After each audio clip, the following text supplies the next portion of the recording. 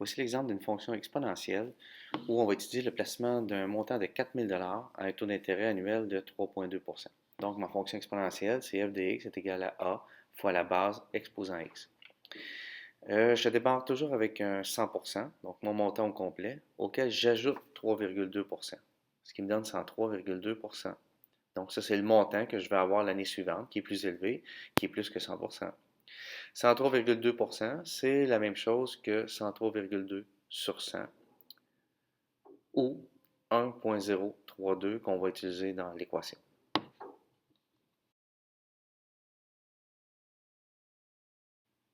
Connaissant maintenant ma base, ma fonction devient f de x est égal à a fois 1,032 exposant x.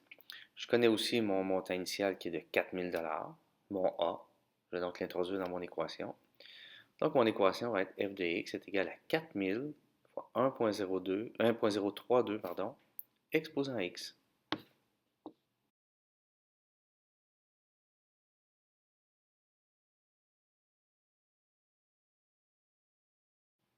On peut tracer rapidement le graphique. Donc, ma courbe commence à 4000, c'est son point de départ, et va augmenter de plus en plus rapidement. On peut se poser deux questions.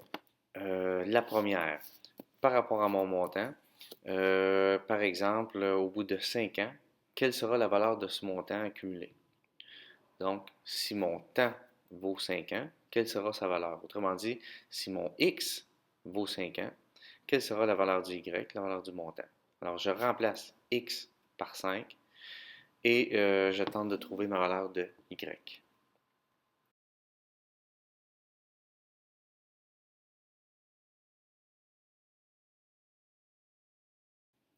À ce moment-ci, avec la calculatrice, on peut simplement écrire 4000 fois 1,032 exposant 5 pour avoir la valeur au bout de 5 ans. Ce qui nous donne 4682,29. Par contre, on peut y aller d'une autre façon aussi. On pourrait utiliser directement l'équation dans y égale. L'avantage, si j'utilise directement y égale avec la calculatrice et que j'entre l'équation, c'est que je vais avoir toutes les valeurs et pas seulement au bout de 5 ans. Donc, ça peut être parfois avantageux dans un problème. Donc, j'écris mon équation à la différence près que je n'écrirai pas exposant 5, mais bien exposant x. Une fois que j'ai écrit ça, je peux aller voir dans la table des valeurs. Et là, j'ai ma valeur au bout de 5 ans, mais j'ai toutes les autres aussi. Donc, un petit peu plus long, mais plus pratique.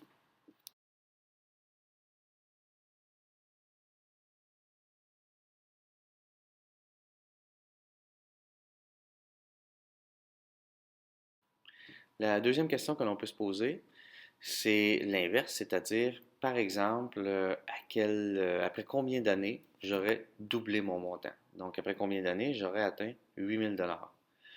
Si je me pose cette question-là, cette fois-ci, j'ai ma valeur de y, mais je cherche mon x. Je vais donc devoir l'isoler.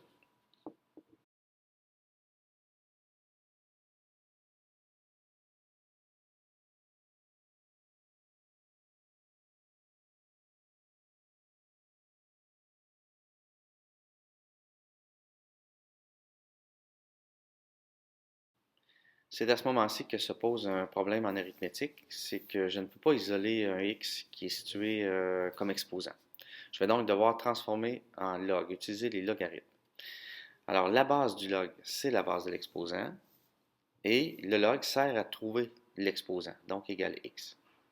La valeur restante va aller au-dessus du 1,032. Alors, sur la calculatrice, j'ai qu'à faire log de 2 sur log de 1,032 pour trouver ma valeur.